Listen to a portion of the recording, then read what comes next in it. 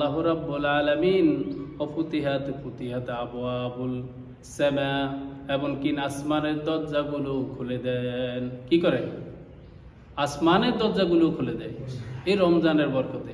অন্য মাসের বিনিময়ে তো এত কিছু আল্লাহ সুবহানাহু ওয়া তাআলা বলেন নাই। আল্লাহ রাব্বুল আলামিনের রাসূল বলেছেন, শুধু তাই নয়, আল্লাহ রাব্বুল আলামিন বান্দাকে মুহাব্বত এবং প্যার করে আদরের সহিত তাদের জন্য আল্লাহ রাব্বুল আলামিন অফুতিহাত আবওয়াবুর রহমান, তার রহমানের দরজাগুলো খুলে দেন আর আযিমের। সুবহানাল্লাহ।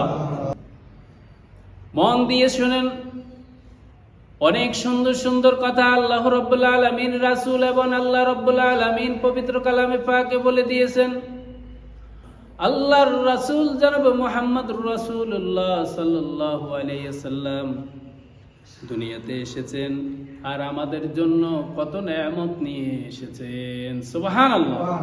প্রথম নেয়ামত হলো আল্লাহর নবী জনাব মুহাম্মদুর রাসূলুল্লাহ সাল্লাল্লাহু আলাইহি ওয়াসাল্লামের যে উম্মত হইতে পারছি, এর চেয়ে বড় শুকরিয়া আর বড় নেয়ামত এই জমিনে কিছু হইতে পারে না। সুবহানাল্লাহ। কি বলেন? এর চেয়ে আর বড় নেয়ামত আছে? কিভাবে বুঝতে পারলাম?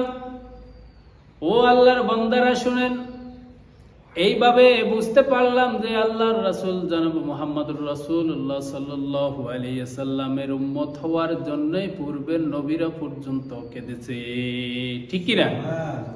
আল্লাহু আকবার। আল্লাহ সুবহানাহু